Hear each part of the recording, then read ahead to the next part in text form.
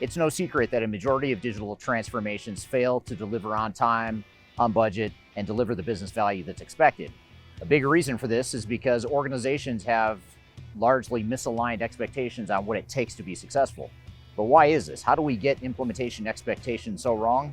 That's what I want to talk about here today.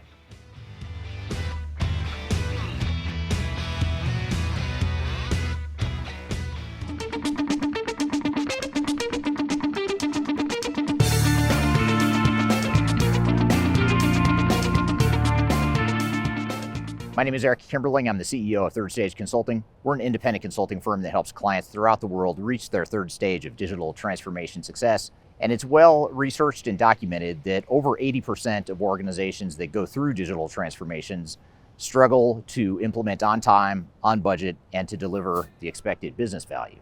And it's not just the initial implementation cost and time and business value that is missed by organizations. More often than not, organizations experience operational disruption that is unplanned and in many cases unacceptable at the time they go live with new technology.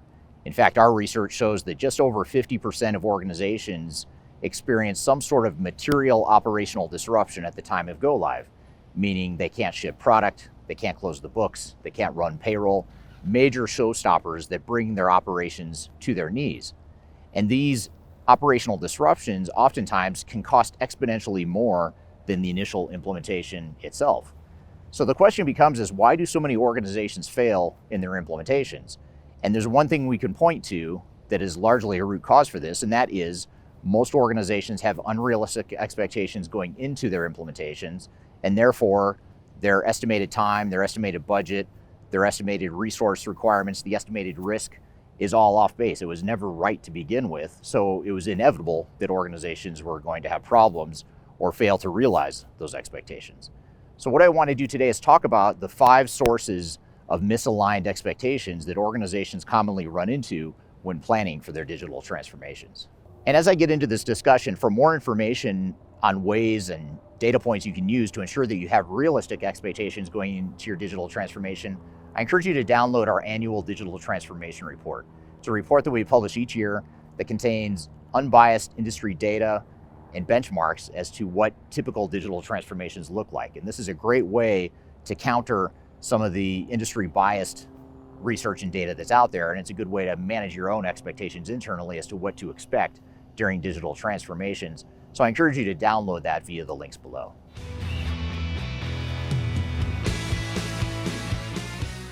The first way that organizations get their implementation expectations wrong is in the fact that they are largely inexperienced with digital transformations.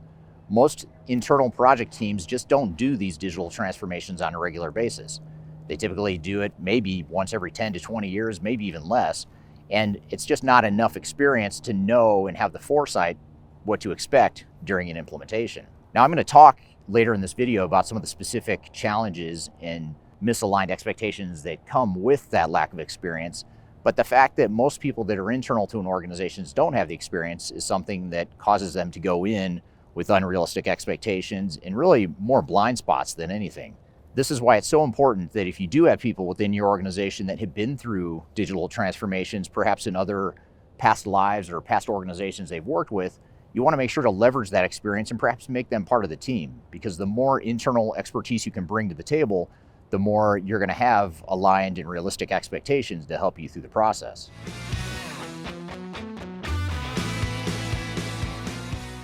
Now, one of the biggest ways that organizations have unrealistic expectations with their digital transformations is that they view their projects as technology projects. And a way to view this is to view an entire breadbox. An entire digital transformation looks like this. There's all this stuff you need to do that ranges from technology, people, process, strategy, all kinds of different stuff. But the problem is most organizations focus on this, which is the technology, this tiny myopic piece of the project. It's not tiny, but it's important, but it's not the entire project. And what happens is because we focus on planning for a project that looks like this, it's focused on technology, we miss all this other stuff. We miss all the business aspects of a transformation. We miss the change management. We miss the process improvement. We miss the architecture, the integration, the data migration, all the stuff that is perhaps indirectly related to the technology, but it's something that needs special attention. And in many cases, those things outside of technology are what causes delays. It's what causes risk. It requires extra budget, extra resource commitment, all that good stuff. So the biggest thing that organizations and their project teams can do to have realistic expectations is to go into their project not just looking at technology and not just planning for a technology implementation, but rather looking at an entire digital and business transformation and making sure that your entire plan and strategy accounts for all of those different elements.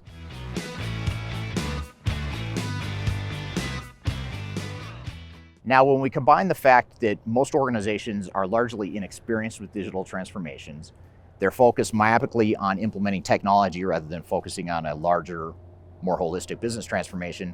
Now you add to the fact that vendors come in, software vendors, system integrators, and implementers, they come in with their own self-interest and their own motives, which is to sell you software and to sell you related services. And to do that, they oftentimes, unintentionally in many cases, mismanage your expectations. In other words, they sell you on the positives, the optimistic view of their technology, all the great bells and whistles and features that their technology provides, all the things that the technology can do, but they aren't necessarily incentivized to show you the things that the software can't do, or to tell you the risk that you're about to embark on, or to share with you completely some of the challenges you will face when you go through an implementation of their product. So when you have this self-interest in mind, and when you think about it, those self-interests are misaligned with organizational self-interest, which the organization's self-interest is focused on implementing on time, on budget, being successful, minimizing operational disruption, all that stuff that we're trying to avoid, whereas vendor self-interest oftentimes leads to a very different outcome. So one of the biggest things you can do to overcome this challenge is to go in with your eyes wide open and go in with a bit of healthy skepticism when you're hearing vendor proposals, when you're looking at the upside potential of the technology. You also want to dig deeper and make sure you're understanding what the risks and the weaknesses are, because those risks and weaknesses are ultimately what's going to drive your implementation time, the cost, the risk, the expected business value, all that stuff. So you want to make sure you have a realistic view going into these projects.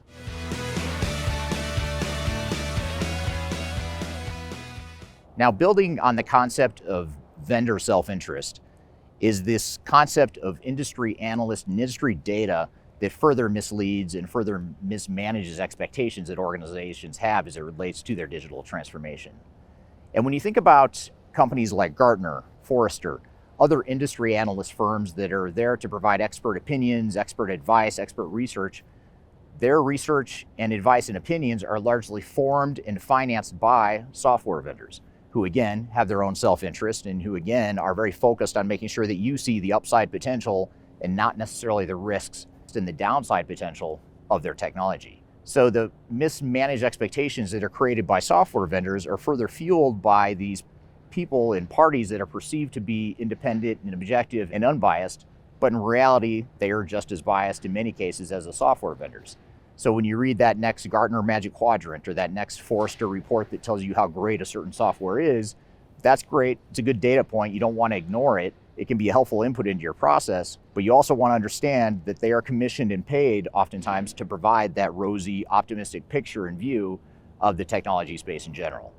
So it's important to look at both the upside positives as well as the downside risks when you're looking at and evaluating some of this industry research and industry data that's out there in the marketplace.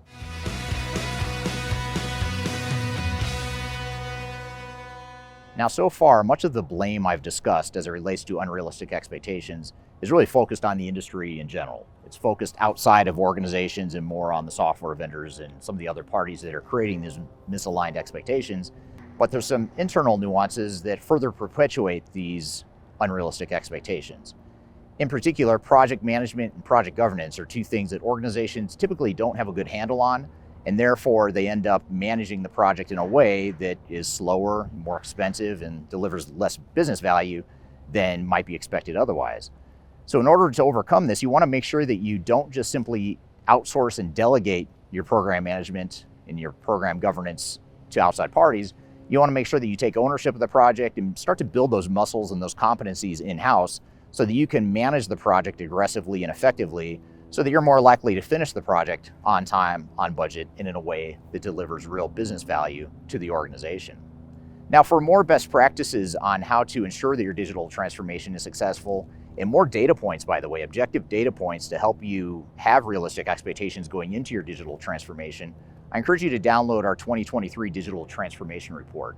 It's an annual report we publish each year that contains unbiased industry data that we publish. We're not affiliated with any software vendors. We're not here to paint an overly rosy or optimistic picture of what a digital transformation looks like. But this white paper and report features objective data that will help you with your planning process. So I encourage you to download that via the links below. I've also included links to other resources that I think will be helpful to you as well. So I hope you found this information useful and hope you have a great day.